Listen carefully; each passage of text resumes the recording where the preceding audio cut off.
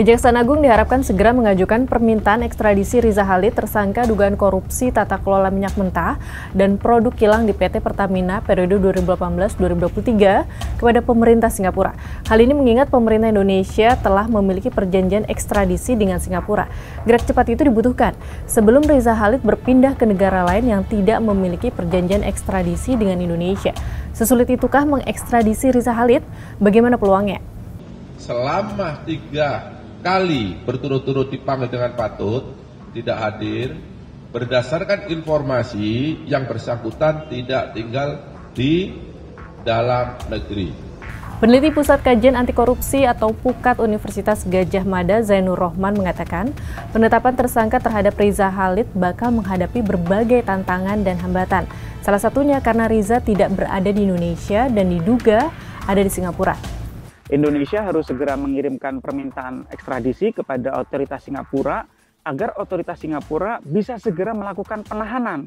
Kalau tidak ditahan oleh otoritas Singapura, maka seseorang yang sedang berkunjung di Singapura bisa dengan mudahnya pergi ke negara lain, ke negara lanjutan, apakah misalnya ke Eropa atau ke Afrika atau ke Amerika Selatan misalnya, itu akan semakin susah untuk ditangkap. Oleh karena itu, Kejaksaan Agung harus segera mengirim permintaan untuk ekstradisi bekerjasama dengan Central Authority, yaitu Kementerian Hukum, ke pemerintah otoritas Singapura. Oleh karena itu, ini harus segera disusun ya permohonannya, permintaannya, bahwa Riza Khalid ini diduga melakukan satu tindak pidana korupsi, dilengkapi dengan alat-alat bukti yang dimiliki oleh Kejaksaan, kemudian nanti dengan surat dari Jaksa Agung, kemudian dikirimkan kepada Kementerian Hukum meminta kepada Singapura untuk segera menahan. Terkait pemulangan tersangka kasus korupsi di Singapura, Indonesia sudah memiliki perjanjian ekstradisi dan mutual legal assistance atau bantuan hukum timbal balik atau MLA dengan negara tersebut. Selain melalui Kementerian Hukum, aparat penegak hukum juga memanfaatkan jaringan internasional seperti Kepolisian Internasional atau Interpol. Sesama profesi aparat penegak hukum, polisi ke polisi ataupun kejaksaan bisa langsung bekerja sama untuk mengekstradisi tersangka. Pencarian tersangka bisa dilakukan berdasarkan pengecekan lalu lintas keimigrasian. Lantas bagaimana peluangnya? Apakah akan mengulang kejadian ekstradisi Paulus Thanos? Kalau Paulus Thanos itu posisinya ditahan oleh otoritas Singapura. Riza Khalid sampai sekarang kan belum ditahan oleh Singapura gitu ya. Itu pun Paulus Thanos bukan hal mudah, saat ini sedang berlangsung proses persidangan di Singapura untuk menentukan apakah permohonan pemerintah Indonesia itu sesuai dengan perjanjian kerjasama ekstradisi yang telah ditandatangani antara pemerintah Indonesia dengan pemerintah Singapura. Oleh karena itu sekali lagi ini sangat butuh kerja cepat agar Riza Khalid bisa ditahan oleh pemerintah Singapura. Nanti Indonesia bisa memohon untuk ekstradisi. Itu pun akan dinilai dulu oleh pengadilannya apakah beralasan menurut hukum atau tidak.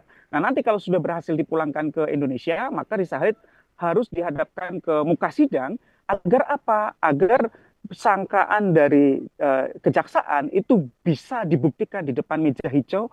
Itu akan sangat mendukung upaya untuk membersihkan bisnis minyak dan gas bumi kita yang selama ini istilahnya terlalu banyak belut listrik, terlalu banyak pemburu rente yang bermain dengan cara-cara kotor termasuk menggunakan cara-cara korup.